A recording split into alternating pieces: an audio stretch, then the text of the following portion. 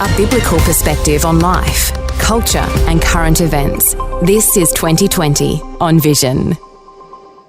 It's the Friday edition of 2020 and an important conversation coming over this next hour. Because with so many radical changes, both federally and throughout the states across Australia threatening religious freedoms, you might be wanting to know how our faith leaders are responding. You may know that the final report on religious schools and anti-discrimination laws has been released by the federal government. The Albanese government had been waiting for a long time for a report from the Australian Law Reform Commission on religious schools. Well, it's been out for a little while, and the government is looking to address religious freedoms. Combined Christian leaders have been mobilised this week on the back of an open letter to the Prime Minister from faith leaders on how the report impacts on religious schools. Well, our privilege today to welcome the Reverend Dr. Ross Clifford. He's Executive Director of the New South Wales Council of Churches. Ross Clifford, a special welcome back to 2020. Good to be with you, Neil. Well, Ross, faith leaders wrote to the Prime Minister. There's been some high-level faith leader meetings this week, and as I understand it, there's a delegation meeting with the Prime Minister, perhaps even as we speak. Give us an insight here into some of the mobilisation that's going on this week. Neil, strong mobilisation, and I must admit I've been involved in ministry and politics and interacting the faith and protecting the common good of our community. And I have never seen faith leaders more mobilised than they are at the moment, and not just in numbers, but resourced. And it needs to be, because we are at a stage where state and federal governments are seeking to take away our rights to enact our faith, model our faith in schools and other areas. So the faith leaders came together. There's a small group meeting with the Prime Minister today. We haven't even seen the bills, Neil, on which they are acting out the Law Reform Commission report recommendations. And what happens, and people might be aware of this, governments choose a select group to come. Often it's with non-disclosure agreements. We don't know who the select group are. They go in and give their advice or work with it, and then the government comes out and says, well, there you go, I've consulted widely, everyone's in agreement with this, and you've got 6 days, 2 weeks to respond, and this is going to be the law as we now present the bill. That's happened in New South Wales, it's going to happen in Queensland. And the process is just a denial of justice. So faith leaders are one with respect to what the Law Reform Commission reports will do, particularly to schools and churches. Well, this is described as potentially disastrous for Christian schools, and let's just broaden that to all religious schools. As what you've been just sharing there, the idea of a select committee of Christian or religious faith leaders that might even be hand-selected to agree with the government's position on where these things go, and that being counted as consultation with the broader church, that doesn't give us any confidence, does it? Because there's an awful lot of church leaders who have signed that joint letter to the Prime Minister. Something like 41 leaders signed it. And I know there'll be lots of people listening right now, Ross, saying, I wonder if my church was represented on that.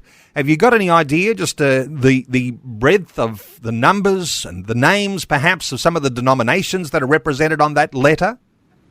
Well, you've got the Catholic, you've got mainstream Protestant, you've got the Hillsong, you've got the Christian Churches Australia, the Pentecostal group, you've got Islamic groups. As I said, you've got the Catholic Church in a number of dioceses, very, very strong. And so what happens, as I said, Neil, is at our meeting with Senator Cash and Senator Henderson, the Shadow Minister for Education, Henderson, and Cash, the Shadow Attorney General, at that meeting, it was evident that some people have been invited to this meeting, but we didn't know who they were. They didn't know who had been invited. And it was probably about, a small percentage of those were actually present. So, Neil, look, there is serious issues in these recommendations that will hit everybody, even if you don't have a child in a community school, Islamic school, Christian school, high-end Christian independent school. What is happening here is the state is entering into the question of how religion plays out its values and its commitment, and all of us should say, no, you don't go there. As I've been saying for some time on this program, and lots of commentators, as you know, come on to this program 2020 and they have an opportunity to talk about these sorts of perspectives. The thought of the state encroaching on the church starts with the battle line where it is right now, the state encroaching on those Christian schools.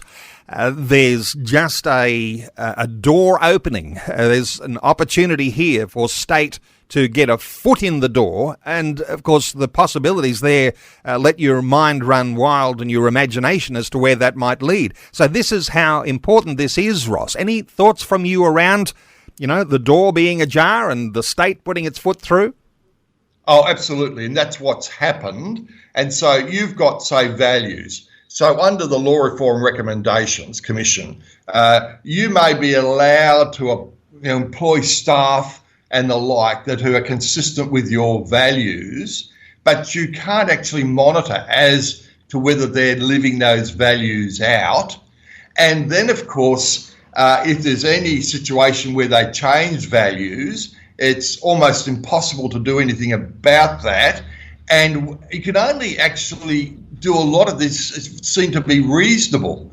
So ultimately, it's going to look like, you could have the school principal and you might have a chaplain and not too many other people. But who decides it's reasonable? A court, a tribunal, telling us what's reasonable values and what's enforcement of those values. So, Neil, you would know I've been in a situation as a principal of a tertiary theological college, and I've had to take a step because one of my staff, faculty, no longer was committed to our value with respect to marriage between a male and a female and was acting on that, which he's entitled to, but not in my environment because that's our central value. Well, under this, you've got Buckleys in schools. I mean, you're going to end up with schools saying, why should I bother being a religious school when I can't guarantee those who are at the front teaching and leading are modelling what our values are? And if there's any dispute, it'll be left up with a tribunal, secular, to determine. Yes, the thought of a magistrate or a judge determining what people ought to believe or what you can enforce in a faith community, that is going to be a very big challenge. Let me ask you this, Ross. Do you think the Prime Minister wants a fight with the churches and with the Christian community over this issue? Is he bracing here to get into a scrap with the churches? What do you think? I think the Labor Party is trying to placate the Greens and at the same time trying to make sure it wins and keeps inner city seats. And so what it's doing is acknowledging that you cannot, in their words, discriminate against someone who takes a sexual preference contrary to your own, like gay marriage, etc. And they're trying to ensure that the Greens are satisfied with the kind of recommendations they bring. What we need to know is that in Western Sydney and all sorts of other areas across Australia where there's large religious groupings, Islamic, Christian, all sorts of other religious groupings, they will not acquiesce to their schools, their faith being determined by a secular government. So Labor's playing with fire, and we need to tell them they're playing with fire Because if you think you're going to develop policies that satisfy the Greens, well, I can tell you 80% of Australians are going to stand up and say, leave them alone. Leave the schools alone. Why do you think all the parents are sending people to Christian schools, almost up to 30%, or faith schools? Because they don't look like you, Albanese. Leave them alone. As you say, you haven't seen the legislation that's being proposed yet. And I am of the understanding that the Prime Minister would like to proceed with some bipartisan support from the opposition. That's complicated in itself. Are you aware of where things are so far as the opposition and what they're saying they would like to do or not? Well, the Shadow Attorney General and Shadow Minister for Education, who are the two key players, they are clearly understanding and supporting the faith leaders' concerns. And they understand what the difficulties are about repealing the Sex Discrimination Act and bringing in a new Religious Discrimination Act. Albanese is looking at two particular provisions. They understand. And their commitment is our commitment, is basically don't touch things. Leave them as they are. And if you're going to make any changes, make them better. Not worse. And so at the moment, listeners, Neil, why are people going to these schools? I mean, they're not schools that are brainwashing kids. They're schools where people are choosing an education of values, whether it be the local community school or, the more elite kind of school, and they can see those values being played out. But imagine you've got teachers who no longer represent your values but might tick a box. Well, how long are you going to remain that school? I mean, let me talk to you about gay marriage or gender transfer or whatever. Let me talk to you about that. Now, mind you, this is the school position, but actually, personally, I live out this. Oh, well, give it a break. I mean, education's modelling. Let me ask you, Ross, before we take any calls, this is not just a federal issue. This is happening across the states, and it's very confusing. Look, it is confusing, Neil, and I think that's one of the reasons that the community and some churches have remained silent, not their leaders. So we just got to be really clear what's happening here. So, for example, Freedom for Faith, that is representative of many of the churches and mainly a legal group of people like professors at law schools and the like, with respect to the Queensland legislation that's coming in, I'm just quoting from them. The Queensland government has released draft anti-discrimination laws that would strip protection from churches, schools and other faith-based institutions. In New South Wales, we've just been to the Conversion Therapy Act, and the end result of that, even though it's a better act than what happened in Victoria, the end result of that is confusion. And so I've asked directly the Attorney General of New South Wales, if someone comes to me with a gay lifestyle out of that kind of community and wants me to pray for them as a consenting adult to suppress their gay lifestyle, they might be in a marriage or whatever, with a wife or whatever, they want to suppress it, or to change their lifestyle into a heterosexual lifestyle, and I pray for them, am I committing an offence under the Act? I actually think I am. They can pray their own private prayers, they can do all sorts of things, and I can pray for them for wisdom and good strength. But this is what it's at. The moment I try to assist them to move from one lifestyle to another, bang. But you take this, Neil, a minor, say 16, not perhaps with even the parents knowing, has been able to take medication, assisting them to change their gender. A minor, without parental consent, can do that, but can an adult actually seek prayer? I mean, the good point of this is I think the government are more scared of prayer than they are medication. criminalising Christians, that's the upshot. And whether that's the pastor, and, you know, as you're describing those things, Ross, the thought that in a lot of churches, they'll have a regular weekly prayer line. People will come forward for prayer. And sometimes it's the pastor who prays, sometimes it's a delegated, trusted, elder-level person who will be praying for people, and they then become under risk of being, as you say, committing a criminal act. And therefore, what were you going to say? Not a criminal act, but breaching that particular provision in that bill. So you're liable to be fined, going through tribunals, imagine all the costs of that. But you would commit a criminal act if you are in the area of deliverance ministry. So if you're in the area of deliverance ministry and you pray for a consenting adult who comes to seek some deliverance in their life, and in that deliverance ministry, say a particular spirit or demon identifies itself as being one that's associated with sexual choices and whatever, and deliverance ministry is always got an aspect of physical interaction, hey, that's criminal, 3 to 5 years. And that would be seen as that would be like a conversion therapy practice in the eyes of the law. Absolutely. And so that's where the judge or the magistrate would rule if these laws came through. So it's not just schools. The way that these things impinge on the church and the way the church is able to teach a biblical foundation, those things are greatly at risk. Could this be even a pivotal moment in Australia's history, even with a delegation meeting with the Prime Minister today? Thoughts here on just how significant this moment is?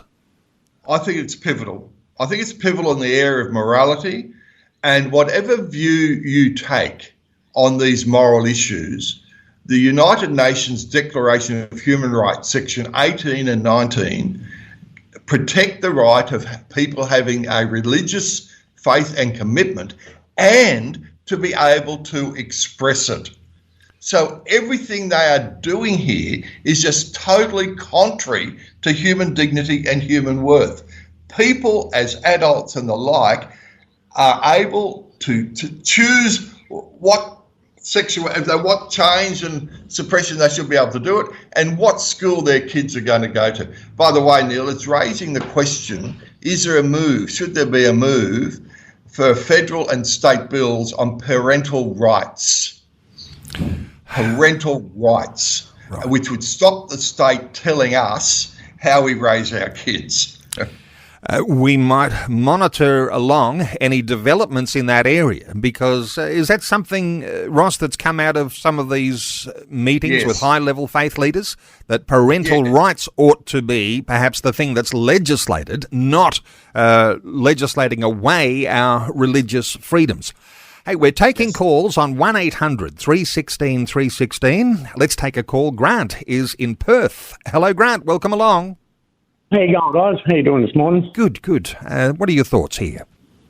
My thoughts are I'm absolutely horrified and mortified, just as Dr. Ross is. It seems that it's an attack on Christians and the churches, and I just can't understand how people can dictate how we raise our kids or how we have faith when the gospel's based on love, kindness, forgiveness, caring for others, helping every child of God, and being a servant for love.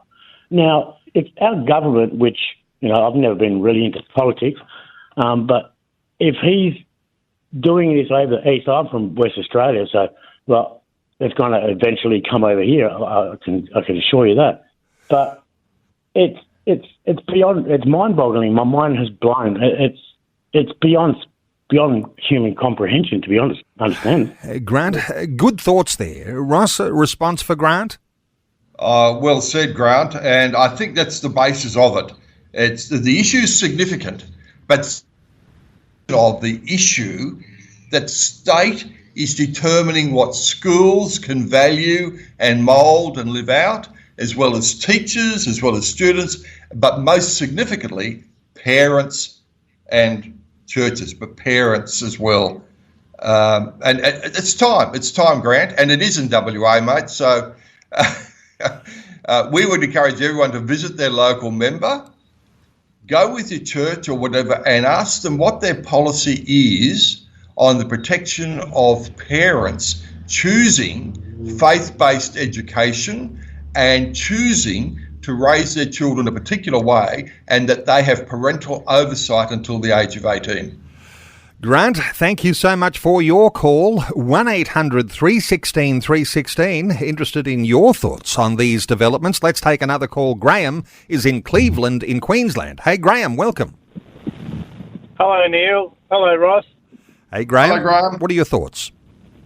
I've probably got a couple of thoughts here, just briefly, without getting too deep into it. I think there's a whole Marxist philosophy behind this, which is anti-Christian.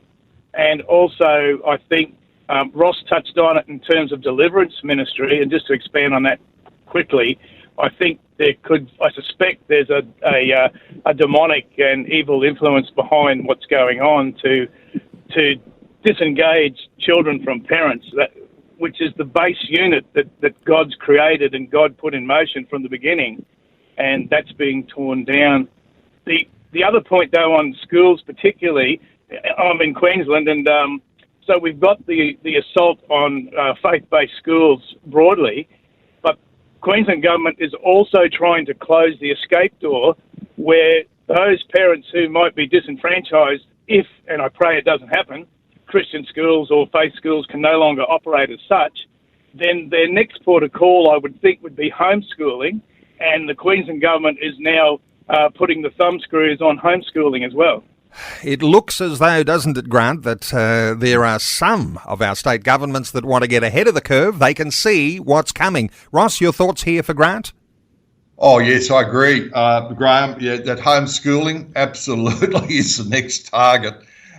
Couldn't agree more. And you're quite right. I mean, the Bible says we wrestle not just against secular powers, but we also wrestle against spiritual powers. Now, don't get me wrong, Neil. I'm not suggesting our governments are somehow, demonic worshippers or whatever. Absolutely not. But there is evil in this legislation in the context, as Graham has pointed out.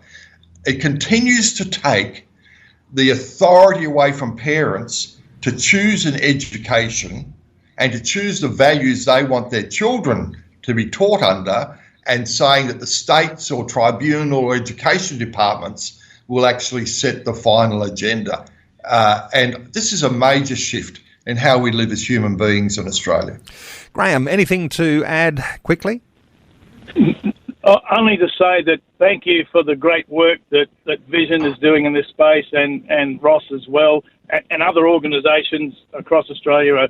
They're trying to grip this up and basically fight for the rights of parents and for churches and other organisations. Because once they knock the schools over, then they'll come for the hospitals, which has already happened in Canberra, and they'll come for the churches eventually.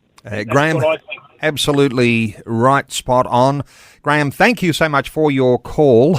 Ross, before we take any more calls, and I want to encourage listeners, 1800 316 316, you might have your own point of view, you might have a comment, you might even have a critique for our conversation, 1800 316 316. Ross, this delegation that's meeting with the Prime Minister, how significant do you think a group of Christian ministers can be when they're in a room, in an environment where the Prime Minister has listening ears? Any thoughts? Yes, Neil. Look, the problem is we don't have openness anymore. And so I think the difficulty is the Prime Minister has selected this group. Now, we know some of them in the group now because of the meeting the faith leaders had this week, and some of them are top people. But they didn't even know who was going to be in the group. And this process of managing discussion, having useless surveys, is really not productive. Now, I believe those who are at the Faith Leaders Group will be saying to the Prime Minister that as the Law Reform Commission reports are there, we do not support taking away the rights of schools to employ and continue to employ people of their values. And if there's a shift in the person's values, then they have the entitlement to terminate that person or to work out another way that they operate in that school. So it's a big day, Neil, and if the opposition remain firm and they won't be bipartisan with it, then we hope that the bill will disappear into the ether until another time. Ordinarily, Ross, I might wait to the end of a conversation like this for suggestions on what listeners might do to take their own action, because ultimately everyone has their own electorate, and wherever you're listening right around Australia, you have a federal MP and you'll have a state MP in your electorate. Now, you can get resources. You can find out what the church is saying, what faith leaders are saying from organisations like Freedom for Faith or the Australian Christian Lobby. There'll be others too that have got opinions around this. But the thought of empowering listeners now, Ross, what are your thoughts for that person who's listening now? They might not even be the leader in their church, but they know they can pull together a group of pastors and form a delegation to meet with their own local MPs. Any thoughts here on how people in communities right now might be mobilised to take action?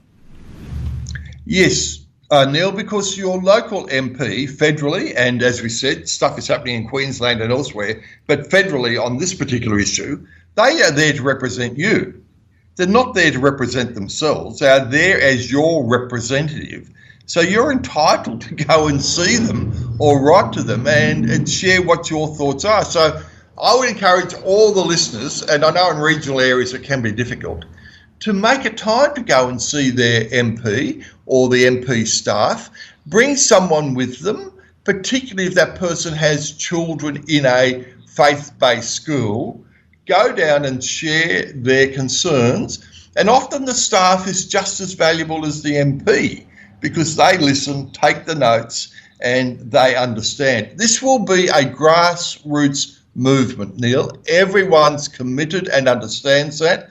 This will only happen because of pressure on members of Parliament, and also you can email your members of Parliament and the Senate as well. And Freedom for Faith, Australian Christian Lobby, Women's Forum, which tends to be more a Catholic group but totally united on these issues. They're the kind of people. Google, give you the information. We've talked about it.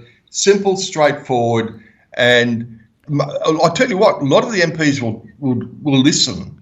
By the way, invite them to your church as well, as I do. And you'll be surprised the number will say, yeah, I'll come. So, Neil, be equipped and go.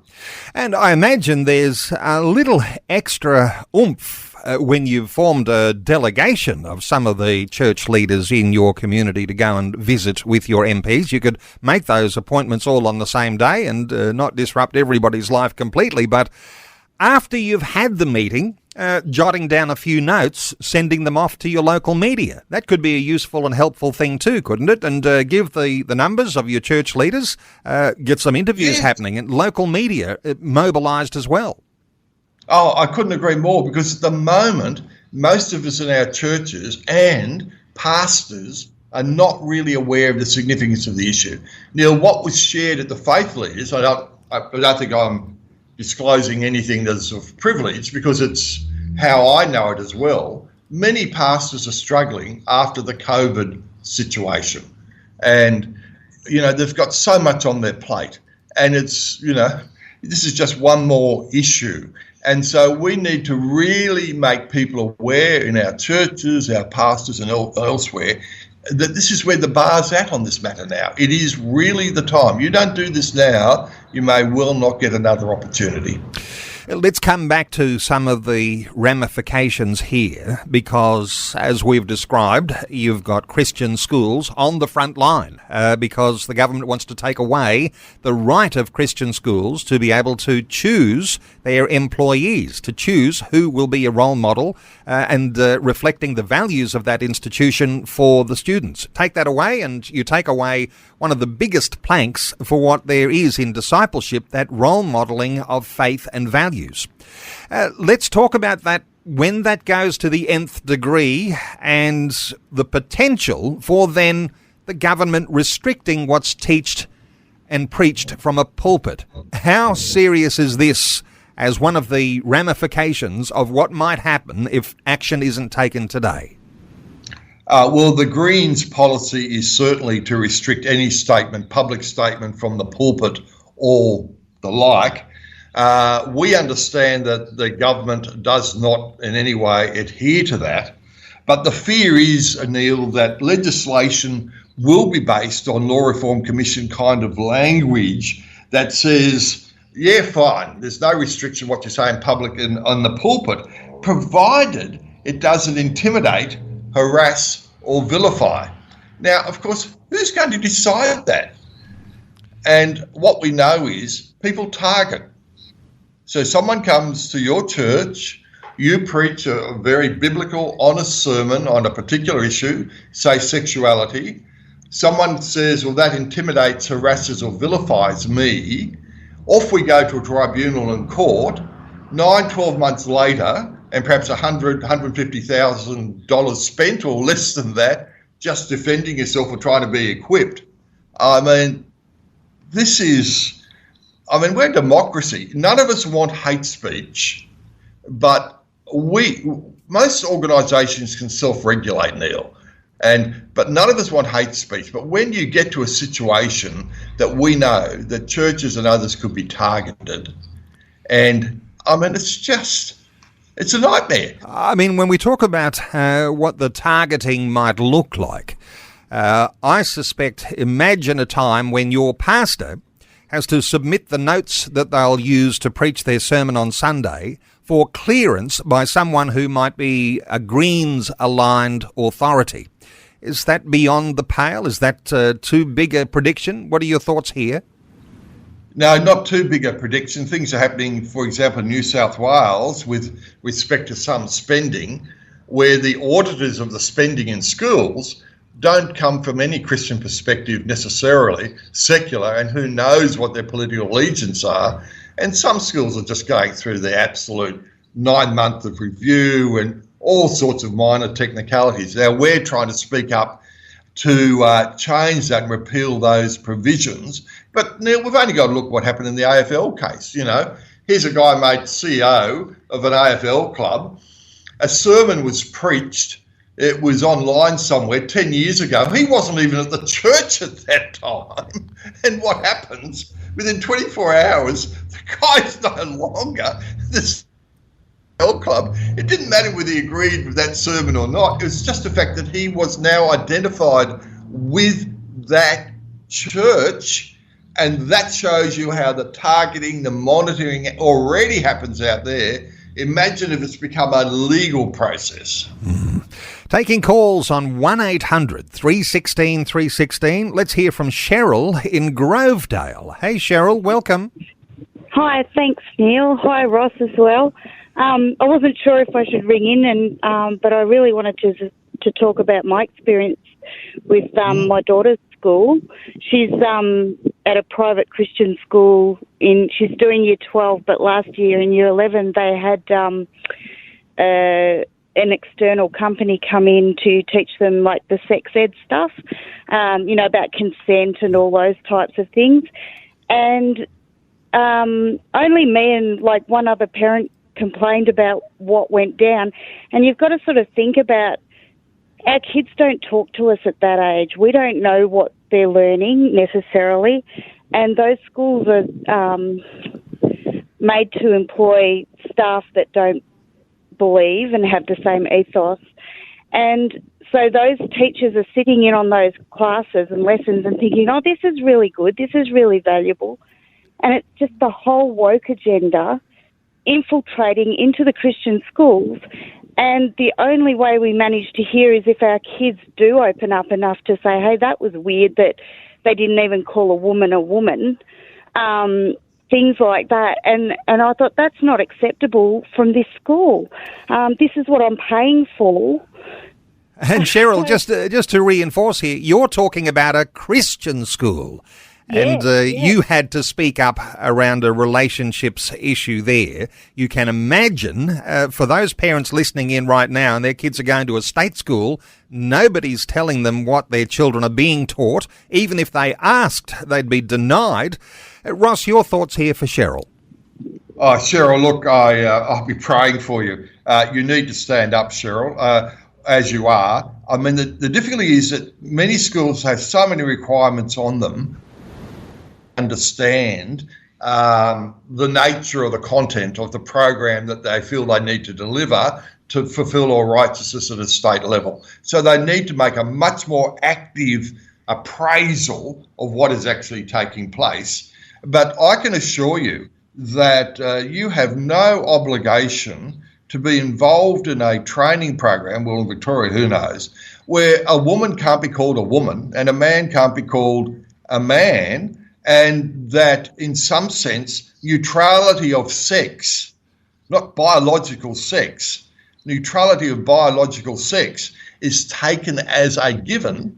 I mean, and there's all sorts of stuff coming out of England and whatever now. This whole transgender process is causing so much distress now for people who've gone through it. So, Cheryl, good on you. Get a prayer group there at the school if you can. The schools are under a lot of pressure. Ask them, next year, could you do it differently? Could you, have a different group in? And is there a chance for that group that went through this to have a debrief with a Christian chaplain or whatever? A debrief after that, just so they can talk through the issues that were raised. But don't let it go.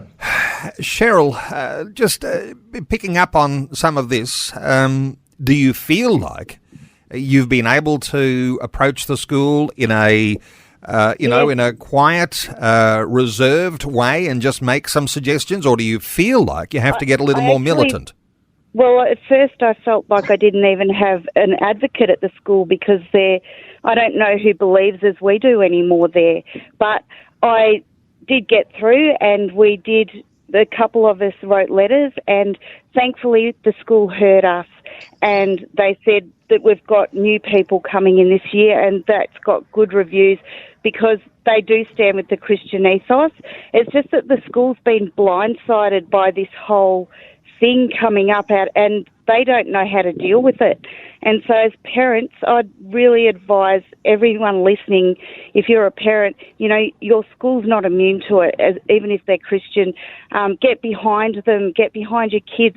We've made suggestions like there should be Christian teachers in these classes so that they can see whether they line up with us, our way of thinking or not. How did this even sneak in there? It's so insidious. But thankfully they've done better this year, and they're in the process of rewriting a whole heap of their curriculum around those relationships. Yeah, because they're not allowed to say things that the government goes against, but or else they'll be discriminatory. But the kids have come out of there confused and everything, and I'm like, you've only got one chance with these kids. Before they go off into uni and the big wide world, don't you mess that up, and thankfully they have heard us and they've mitigated, and tried to work with it. Well, Cheryl, thank you so much for being brave enough to speak up, and I think you're an inspiration, and you'll be an inspiration to a lot of listeners right now who are saying, maybe I should be a little like Cheryl and even make the inquiry as to what's going on in my school, whether it be a state school or whether it be a Christian school. As you say, Cheryl, Christian schools are not immune to this. Hey, Ross, I want to ask you, because some people are concerned that, does the church deserve special attention? And sometimes I think the appropriate and correct terminology is this idea of being a protected attribute. And I know that the faith leaders have said, no, we're not seeking a protected attribute. How do you describe what the churches are saying is right and appropriate for how they approach these issues? Look, scrutiny in education is always valuable, Neil, and we do need to make sure of quality of education. But what we're saying here is We just want to be treated like any other organisation. Imagine if you were the Labor Party being enforced to employ a member of the Liberal Party as your secretary or member of Parliament or whatever. It's just a nonsense. Christian schools and faith schools, so many of them just have a value system that is even affirmed by the United Nations that they're entitled to enact that value system. We're asking for nothing else that would operate in any other organisation, in Australian society. But as Cheryl said, it's so vital. Surely parents are the ones who are entitled to explain gender and sexuality to their children and be comfortable that when that is explained in a school and elsewhere, that it's an open environment. They know what's going on and they can correct it or put in their penny's worth. Now, what you've got in Victoria and elsewhere, Neil, is that the regulations, if, say, the Law Reform Commission report goes through and the government enact bills, schools then have to, teach in certain ways and bring certain people in, and you get exactly the situation that Cheryl is describing. Schools remain vigilant, but make sure you know what's coming in. But Neil, this is asking for nothing more than is consistent with this education system, and why 30% of people around Australia are choosing it, and why others in state schools want to make sure that they also have parental rights in what is being said in sex education. Well, Ross, time is running out, and I did say that as a delegation is meeting with the Prime Minister today, that perhaps we might encourage listeners to take a moment to pray. And you've been a pastor for longer than anyone can ever remember. But why don't we get, Ross, if you're happy to lead listeners, perhaps in just a short prayer, because some people might be saying, well, how am I going to pray? What do I do? So if you're happy to just take a few moments here, it might get you to lead listeners in prayer. So wherever you might be, if it's safe for you to even bow your head, do that. But let's take a moment to pray, because as we've been saying since the beginning of this conversation, this could be a pivotal moment in Australian history as Christian schooling comes under this attack. Ross Clifford, lead us in prayer. Dear Lord, dear God, we thank you that we live in this country. We thank you that we live in a democracy, and we do pray for our governments that they would do good government and they would govern well.